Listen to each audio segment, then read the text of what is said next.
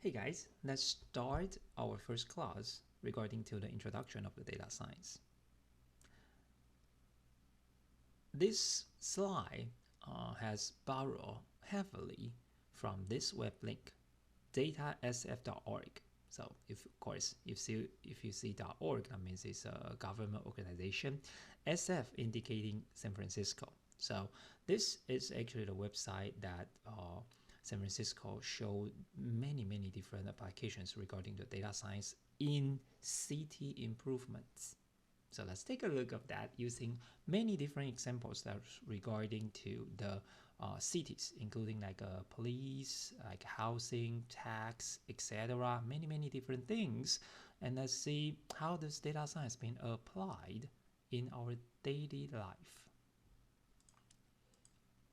So what is data science? That is a big question. It is vague. Nobody has a precise answer because it covers so broadly in almost everything. In this introduction, I want to show you something that I feel is regarding to the data science. It may be different from myself and other professors, but it doesn't matter because I want to show you what is the idea of the data science, and we are going to see many different applications that makes our life better. So for data science, what it tries to do is apply advanced statistic tools such as data mining, artificial intelligence, etc., many different things to existing data and generate some new insights, some new ideas that can help our life. When we're finding those insights, we don't stop over there. We want to make some improvements. We want to use the knowledge. So by using that knowledge, we can change some services that we already have, some tools, some functions, or something that's existing over there. So we want to convert the new insights into business process and make some changes of it. They are usually pretty small. It's not something huge, but because the data science is so close to our daily life, it can make some small changes and benefit a lot of different things. And that is to say, it creates a smarter work and generate more efficient and effective use of staff and resources. People are expensive and they are limited, and so do the resources. And therefore, how do we minimize the cost to achieve the same thing or even better? Relies on the data to help us, to tell us what to do.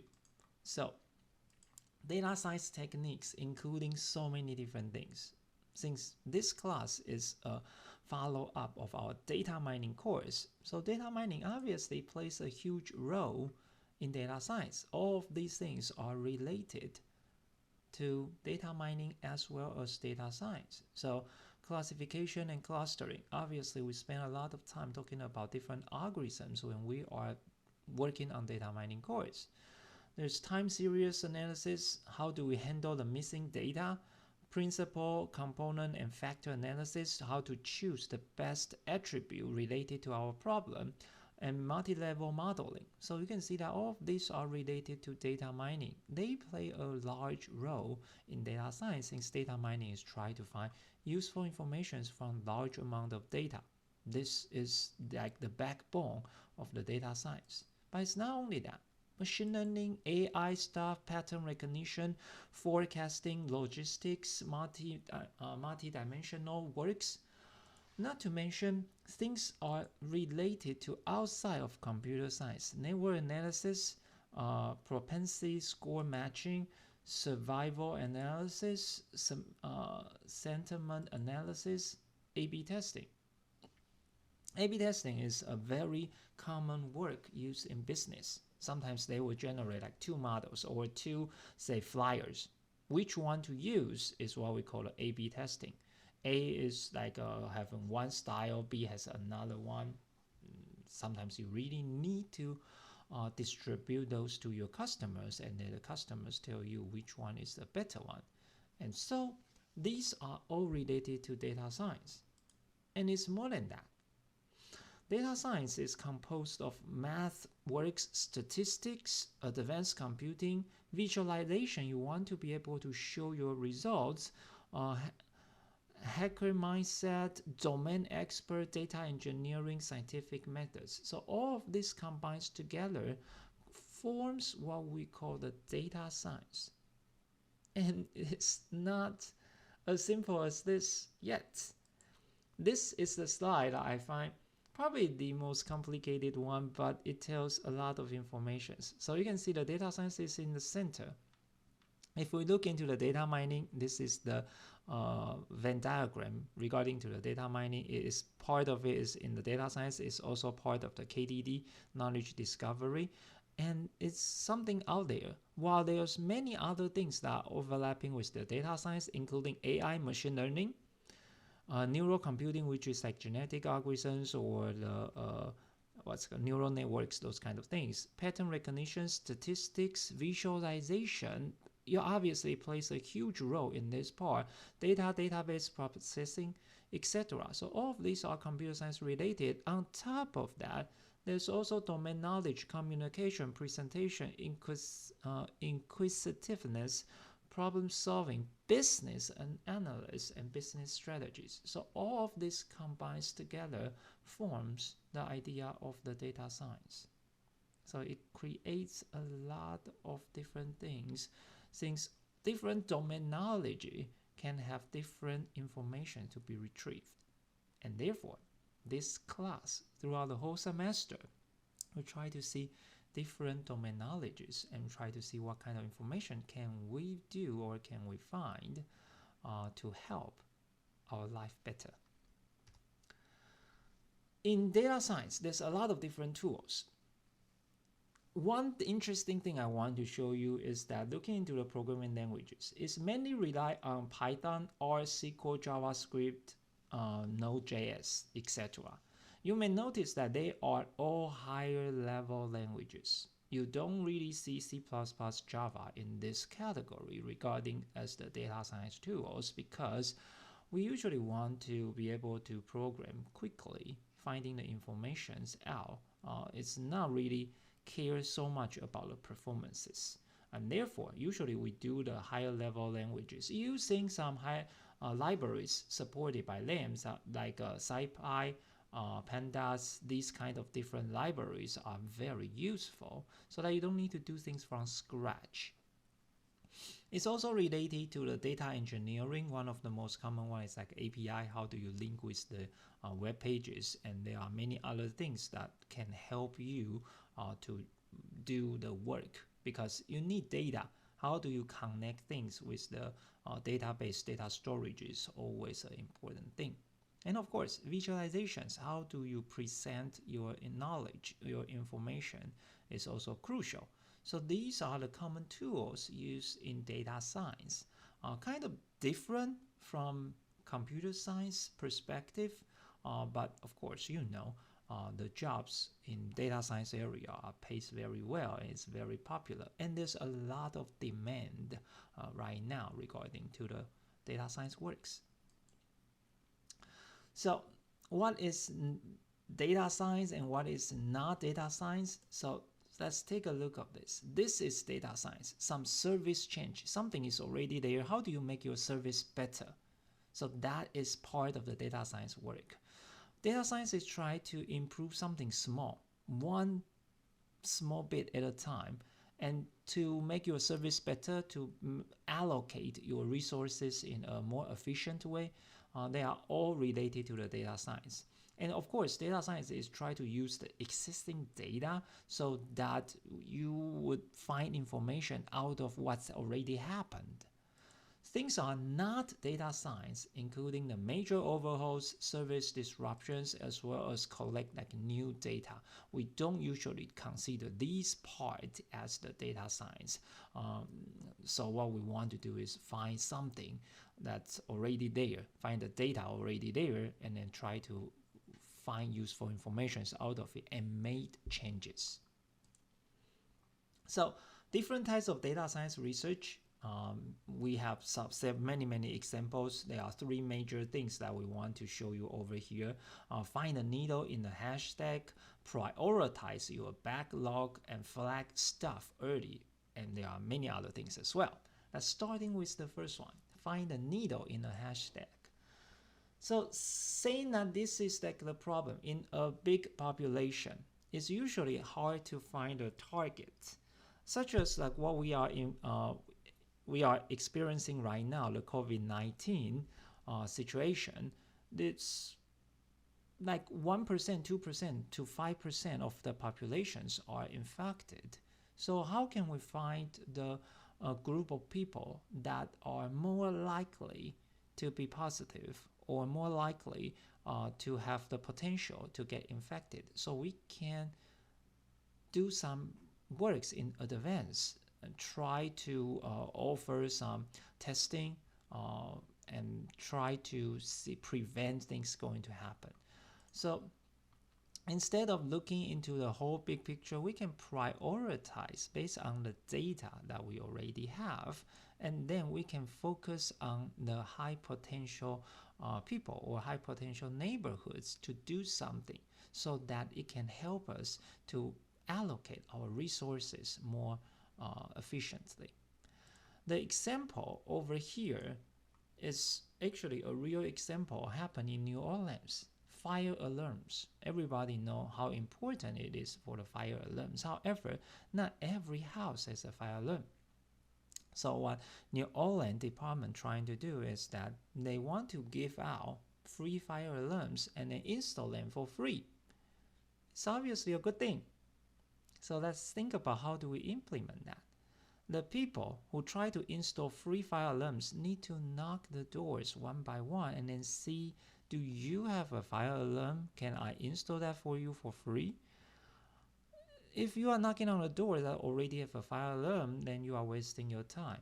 So fire alarm service houses like this. Fire alarm to homes that have them, identify the homes with high probabilities of no alarm. So those are your targets, and use the list to shape the outreach. And basically the result is that they have much better hitting rate to install free fire alarms. So that is like a real life example that's really happening in a city.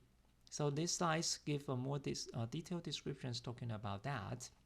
New Orleans Fire Department distributed free fire alarms to homes. So that what they need to do for data science people is that looking into the data that the house don't have fire alarms, try to make some models and then predict what are the neighborhoods that's the priority. So NOLA Fire Department used this to determine where to offer the fire alarms and end up with they have increased their hit rate for more than 2 times. So that is obviously a very good practice of using the data science. Another example is that for New York City conducts a corporate tax audit. Everybody hates about a tax audit. So take a look of why people hate it.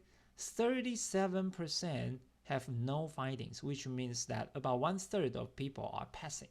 The other 2/3 of people are getting troubles. They probably need to submit or pay more about their tax. And now New York City are not satisfied. Says 37% is high. So they do data analysis, having data scientists to create a model, identify the patterns of the business. Outlier will flag as possible audit targets, and now they look into those possible audit targets for focusing, and then they have basically increased their no finding rate from 37% to 22%. I use the word increase, is actually opposite of that. So basically what they're trying to say is originally about 1/3 of people are safe. Now probably less than 1/4 of people are safe. So they have more people need to pay extra monies. That's how they allocate their resources and then get more money back, basically. So that is like one example of how to use data science, finding the needles in hash stack. The other one is prioritize your backlog. So taking a look of this, these are the things that you need to work on. But usually we try to do that first in, first out. Based on the list, we go from one to the next one, go to the next one. This is like our queue or the list that we have seen. However, of course, not all of them are that important based on your domain area. So data science can go in and prioritize those, and now we can sort them instead of first in, first out. We can sort them according to their importance. A good example that we can see still happens in New Orleans. So blight. This is what we consider as a blight, a house or a structure that are abandoned. And there are two choices. One is that if this is real the situation, we probably need to demolish it so that we can free the space, free the land, and then not only make it looks more clean, beautiful, but also you can increase like the property tax that you'll be able to collect, because obviously this kind of things nobody's owning and nobody's paying the tax over here. So what New Orleans they try to do is that they have a list of blight enforcement. Sometimes it looks like this. Sometimes it's manageable. After some clean, you can foreclosure it and make some money out of it. So there are some choices over here. So what data science people is use data to grade cases per prior decisions. And therefore, based on that, we would be able to make the decisions of what are the houses are more likely need to be demolished, while the houses that probably can use foreclosure and then get more money back. And therefore, 1,500 cases back gone in 100 days. So that they have basically solved this kind of blight problems in a much shorter amount of time. And remember, New Orleans was hit by Katrina. After that disaster, there's actually a lot of houses are in a disaster format. So New Orleans faces a significant backlog in blight enforcement, and they need to handle that. They need to solve the cases so that NOLA use the data on the outcome of the previous blight cases to grade case in backlog. And based on that, they will be able to make their decisions in a much faster way than go in one by one and then make the decision slowly. So NOLA eliminates 1,500 cases back in less than 100 days, and that they can go back to the level of what they had before Katrina. Another project type is flag staff early stuff. So that sometimes you have something comes in and you know it will go into a wrong end. So what you want to do is that you want to use data science to create a model, finding something, hey, this is going to a wrong direction and you need to divert so that you don't go into the worst case scenario. I actually have a personal experience, or one of my close friends is working in TSMC, which is probably the most important chips making company in the world, and it comes from Taiwan. That's where I come from. So my friend is working in TSMC. Right now, it's generating most of the chips, CPU chips coming from them. So what my friend's trying to do is this. When you making the chips, you need to do the wafer, and wafer requires very, very precise. They are not going to even allow any dust to be interfere while you are making the wafers. Of course, it's not going to be easy. Each wafer, like the picture you see, costs a lot of money to generate. And usually they can be processed pretty smoothly. However, based on real life scenarios, 3 to 5% of the generation may end up with problems. So my friends trying to do their work is that they have set up a camera pointed at the wafer making factory or pointed at the wafer making machines. They try to analyze the pictures one by one, and then build a model to predict when is this wafer making will go into a bad situation so that they can stop the process. Each one of the wafer that makes over there with a malfunction or a bad wafer cost them about $30,000 to $50,000, so that they will be able to stop it before they go into the bad situation. So this is actually one examples that my close friends share with me. Another one happened in Charlotte is about the police. People are not big fan of regulated by the police. So excessive force have negative impacts on the community. And therefore what Charlotte has done is that they try to build up some models, identify patterns to refine early warnings. If police trying to do something excessive, they can possibly get complaints from the people. So what they try to do is that they try to look into those complaints, and the department flag recurring complaints against officers and notify supervisors when certain thresholds were reached. In this case, the Charlotte PD system increased accuracy by 15 to 20% while reducing the false positive rate by 55%, and then so that they don't really intervene civilians that much. Another one is like A/B testing. Sometimes you have like two forms and you don't know which one is a better one. So what you actually happening is that you can use data science to design your form. You can use data science to look into the area that you want to distribute it to get a better response rate, etc. And so that you will be able to choose the right one for use. The examples showed over the website is NYC summons redesign. So the old summons form is indicating that you need to come to the court, and then here are the personal informations, and the person described above is charged as follows. So you have some charges over here, and then it says that where you need to go. So this is the A form, which is the old form. On the other side, the new form is very precise, and which of course is the one that they are using right now, indicating that you have the name and the birthday, personal information, and then directly go into what time and what court and where you need to be. So that is very clear. And obviously, this form has a better rate, a better response rate to be provided. And therefore, originally, when they are using this old form, 40% cited no-show, leading to costed arrest. Because if you don't show up at the court, they can issue a warrant, and the police need to spend the time, resources to get someone.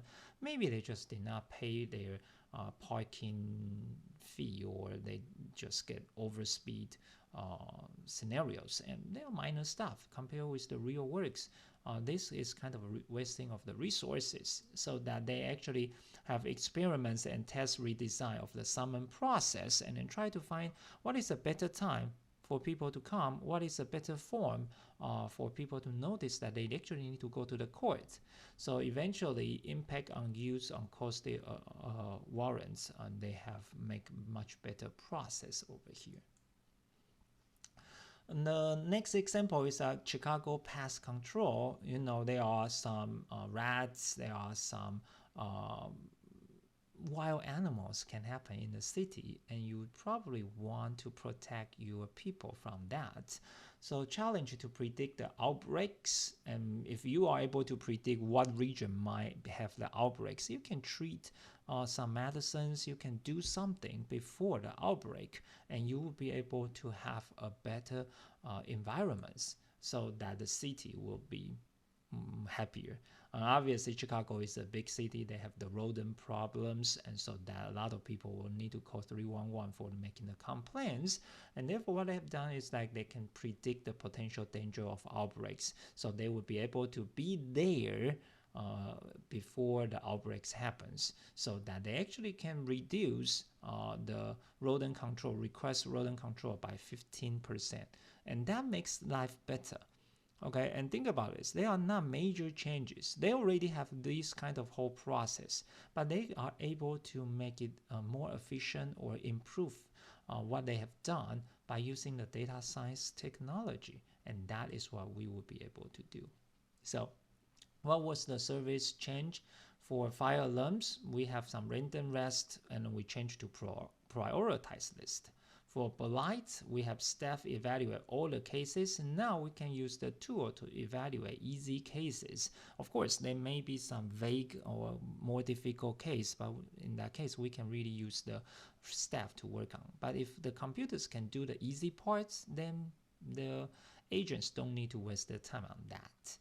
Early warning, focus on the set of officers, focus on this set of the officers. You can summon problems, can send an original form, you can send a new form to improve the quality control. Arrive at location X too late for the rodent control. If you can be there earlier than happens and then treat it, you can save a lot of trouble. So these services, again, they are not huge things, but they are small business process changes that makes our life better. And that is the idea about the data science.